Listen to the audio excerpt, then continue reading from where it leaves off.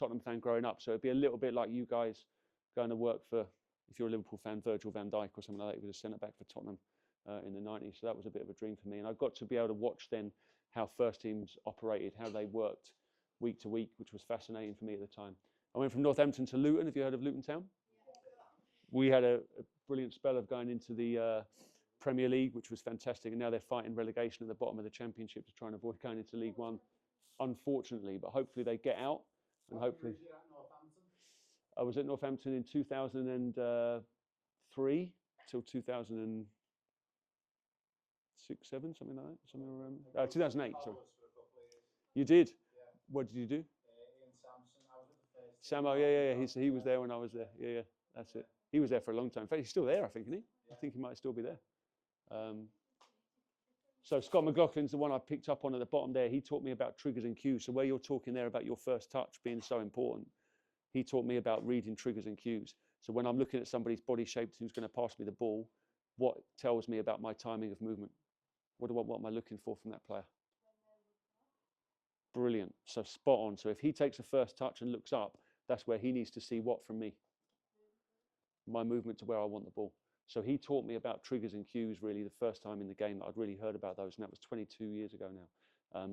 Became massive within the coaching and becomes massive in terms of what we do here now in terms of the coaches. That guy there is Greg Broughton. He's now working at Chicago Fire. He was my academy manager at Luton Town, so he took me on as technical development coach, and I was privileged enough to work with those players there. I don't know if you know any of those. Corley Woodrow plays for Blackburn now. He's on loan from Luton. Jay De Silva, who was a number 10, so he's got an interesting journey, Jay, because he was as a very young player, he was a number 10 attacking midfielder, like creative type player. He was left-footed, he's ended up being a left back or a left wing back playing for Coventry City in the Championship. And then James Justin there, who ended up playing for Leicester City in the Premier League as a right back. Worked with some coaches there that really helped push me on. Joe Deeney, Wayne Turner, Izo Sugino, who's back in Japan now as academy manager for a company in Suzuka in Japan, who was so innovative. He used to do training sessions. When I'm asking you about training sessions that you've never done before, he would do a curling pass training session, but he would roll a hoop out. You'd have to try and bend the ball through the hoop and things like that. He'd do a lot of circus things like that in the academy, which was brilliant. And again, I'd never seen anything like that. And this guy here, John D'Souza, do you know about him or not? He's very important. He's my boss. He's the head of methodology at QPR. So he is responsible for creating everything that we do as a football club in terms of the football side of things at QPR. Went from there to Watford. So if we're talking about dates, this would have been 2011, I think. Worked under Nick Cox, who's now working as academy manager for Manchester United. Massively influential. So we had a school, Harefield School, which the boys would come in and train 7 sessions a week. They'd train in the morning before school, do their school day, come back to us after school, train, and then they'd go home. And they'd do that Monday, Tuesday, Thursday, and then they would do an afternoon session on a Wednesday. Chris McGuane there ended up at Nottingham Forest. And then, anyone recognise him? Jadon Sancho. So he came through that program. So he was there as a schoolboy playing that program. He was training seven sessions a week. It's always my argument that I have with sports scientists about whether kids are doing too much in terms of football. He trained 7 times a week from 12s to 15s. He ended up worth 85 million. I think for me, practice is massively important. Our sessions as well, we didn't really consider much about whether we were taking our foot off the throttle very often either. So all the sessions were high tempo and they were competitive. And one thing about Jadon is he is fiercely competitive. He wanted to win every game you play, whether it was a 1v1 duel, whether it was a game on a Sunday, whether it was an internal 3v3 game, 5v5. He wanted to win, and he would give you some stick if you were refereeing the game, which I'm not advocating, but there we go. I went to MK Dons with Dan McKeechie there. Dan McKeechie he ended up coaching the England schoolboys. I say ended up, he was there for a while. He's ended up at Crawley Town. And one of the most innovative people in football that I've ever seen. Completely different to Nick and Greg.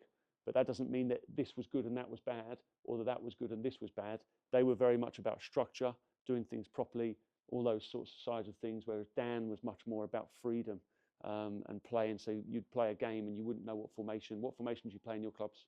What formation do you play in your club normally? That's a position, good. But what formation would you play? 4-3-3. Some of you play smaller sided games, don't you? 3-4-3, brilliant. So you might play a system. I watched games where he was coaching and I didn't know what the team were playing. I had no idea what formation they were playing. It just looked like everyone ran everywhere. And that's the kind of thing that he did, which was strange because later on when Rob Edwards was at Luton with us, he would play a man-for-man marking system and players would just be expected to be like basketball players and just follow everyone wherever they went. So your left wing-back could end up running all the way over to the right-hand side of the opposition's penalty area just because that's where his man had run to get the ball. And they played football like that in the Premier League, which was, well, ultimately it didn't help them, they went down, but there we go. Dele Alli, Brendan Galloway came out of that system and I was lucky enough to see them and how their journeys were influenced by that kind of football, that style of football. Carl Robinson was the manager who was do you know about Carl Robinson? He's at Salford now. He was at Oxford for a while.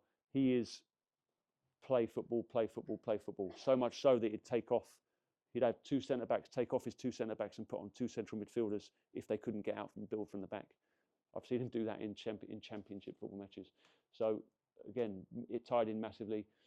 And then my last stint before I came back to QPR was to work with Paul Benson there, who was a pro striker at Luton, who's the academy manager now.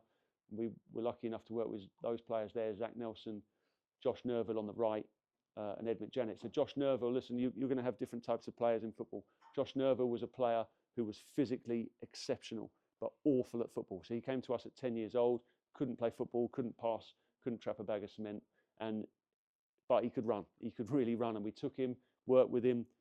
He's playing for AFC Wimbledon now in League One, I believe, as a right wing back. He does the 100 metres in 10.2 seconds. He had to choose football or athletics. He chose football.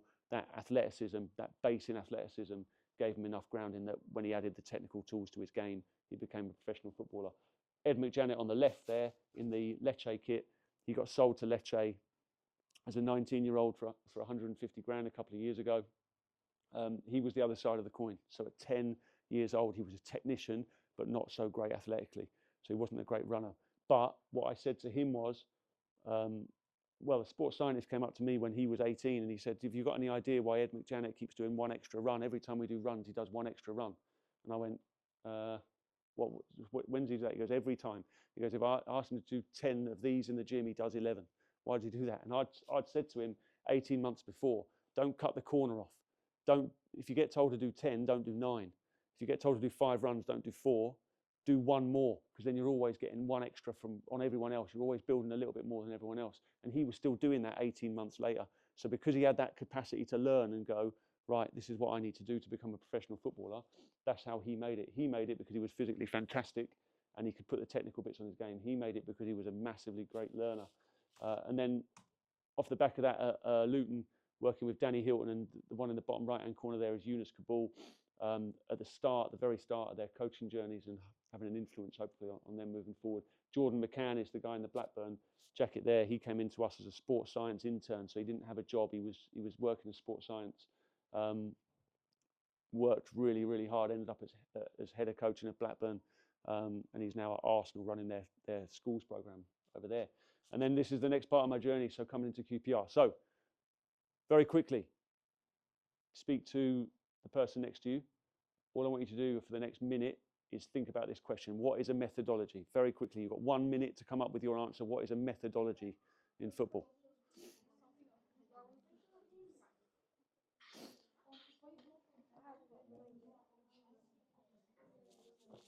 Don't worry if you don't know, just have a chat. See what you might learn something from the person next to you.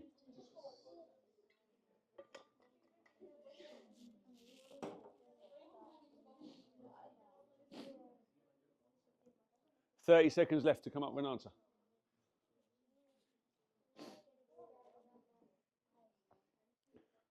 Go on.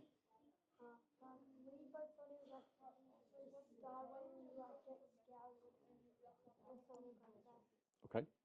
Could be, couldn't it? Could be. Good. Are you ready? Who's got an answer? Go on. What's your name? Emily. Go on. What do you think? Okay, go on. A method for what?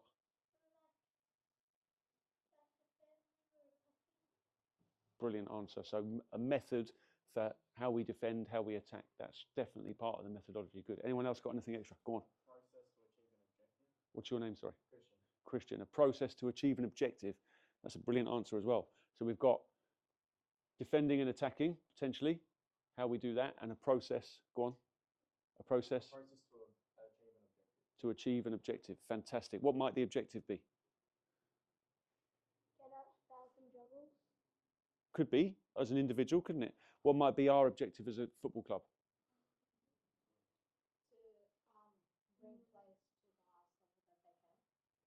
To bring players To bring to the highest level that they can. brilliant. So we might want to be looking at getting players to the highest level they can. Go on. Could be, couldn't it?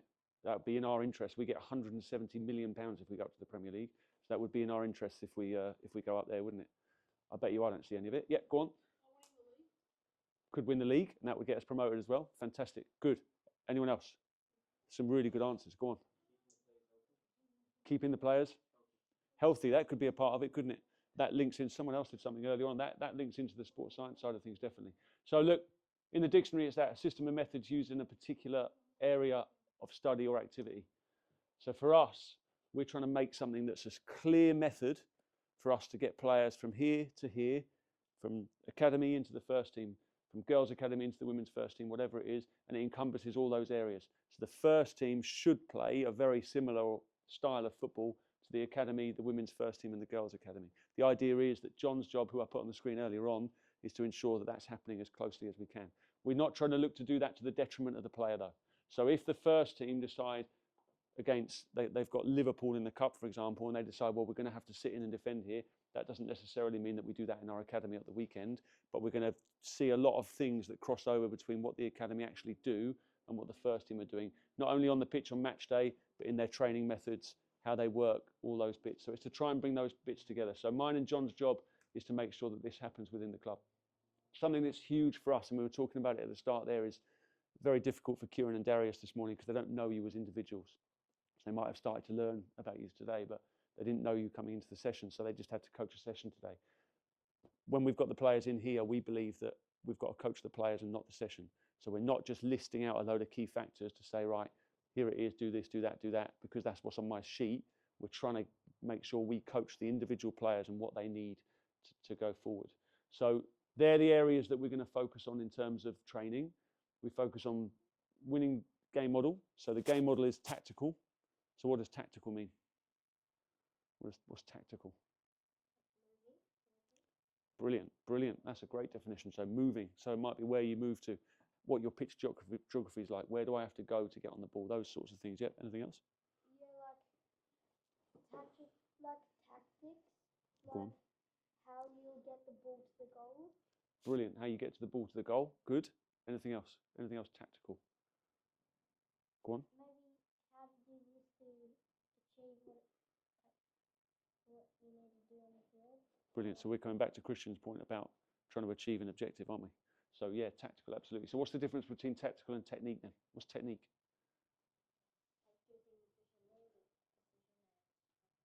Tell you what, you've got some good answers. Technique is like perfecting, like Shooting, passing, dribbling. What else? You use like different ways to do, like, say, for juggling, you need to do like little ones to make it come up. So that's your touch, isn't it? So touch, receiving skills. Go on. How to protect? Yeah, brilliant. And how then you put that into a game? Fantastic.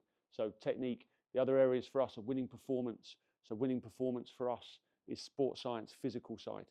So that physical side is massively important, and developing a winning mentality. So when I said about Jaden wanting to win every game he played earlier on, how do we develop that within players? That's massively important to us as well. So it might look a little bit like this. I won't go into too much detail on this.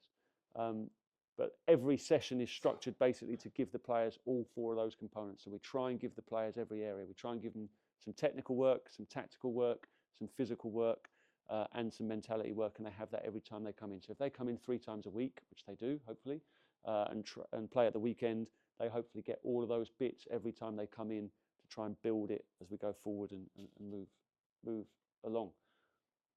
So a little bit of principles. So We've got in possession in the middle here, so starting the attack, building the attack, creating the attack, and finishing the attack.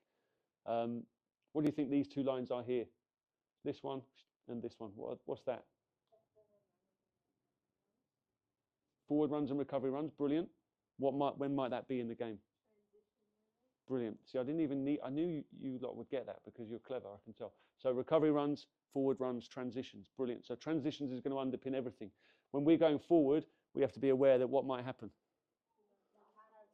We might lose the ball and we might have to defend the counter. So before that, what do we have to think about if we're back here? If we're one of the defending players. Say again? Think about where you're moving. Go on.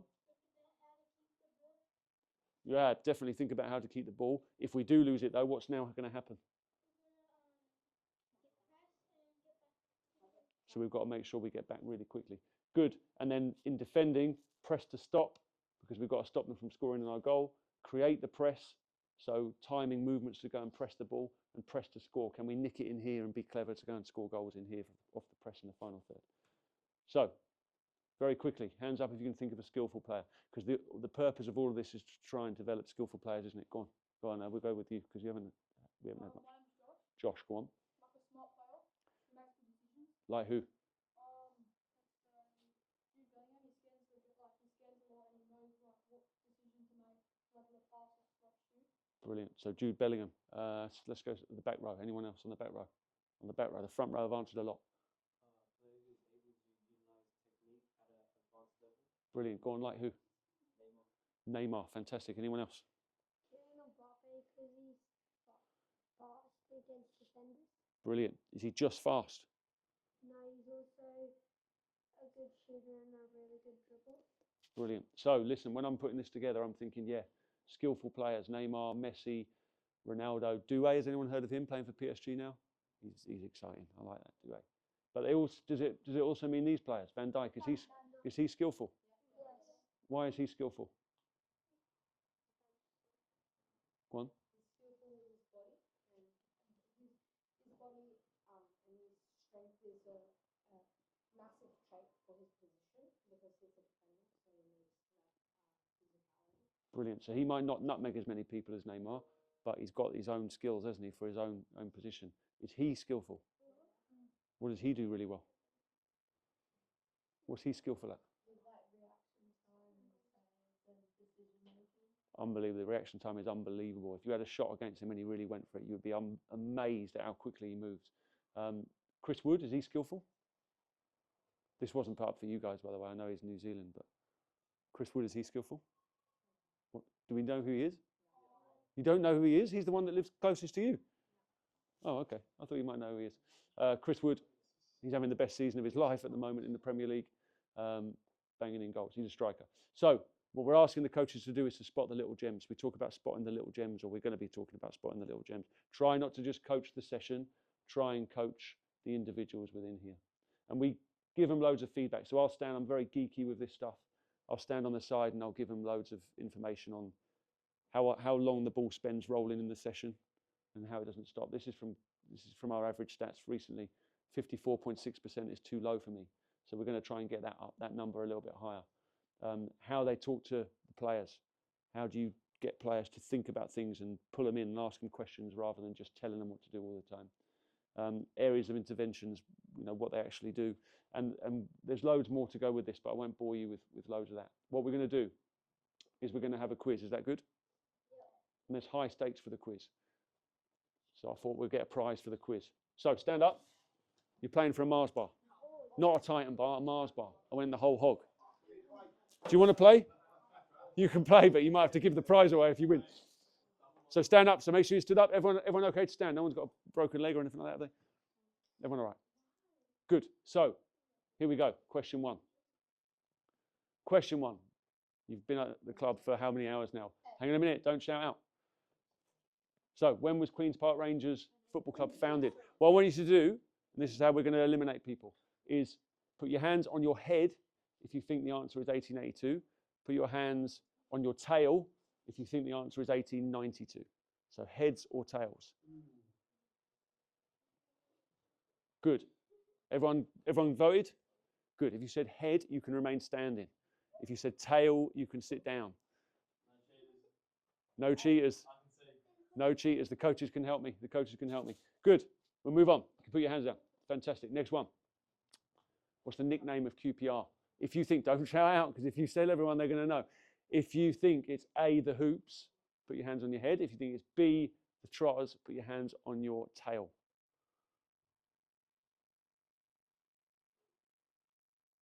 Everyone voted. Some people are kind of half and half. Like, you can't do that, by the way. That's not a thing. It's that or that. Good. If you've got your hands on your head, you can remain standing. Hands on your tail, you can sit down, you're out. My God, I didn't expect to eliminate that many that quickly.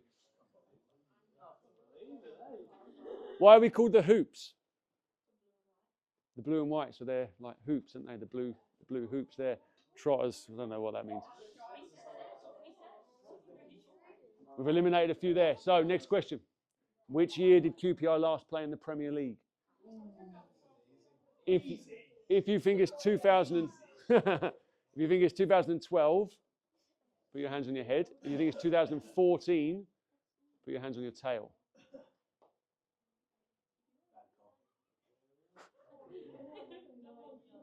If you've got your hands on your head, you can sit down. 2014. Perfect. Couple of questions left. How many have we got left? 3. Have we only got 3 left? Is that all we've got? Let's move on then. I had loads of questions. I didn't know how long this was going to go. So, you 3, come at the front for me. Face everyone.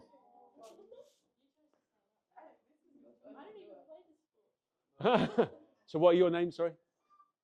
Names? Liv? Paloma? That means dove. Did you know that? Yeah. And Lulu. Brilliant. So, we play at Loftus Road Stadium. This is the last one. So this is not a heads or tails question. This is a guess the capacity. Closest wins.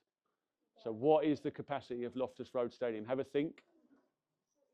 When you've got an answer in your head, you can put your hand up. When all 3 hands are up, we'll start. 1. Have you 2 got an answer? We're going to go. Let's see what she says. 18,000.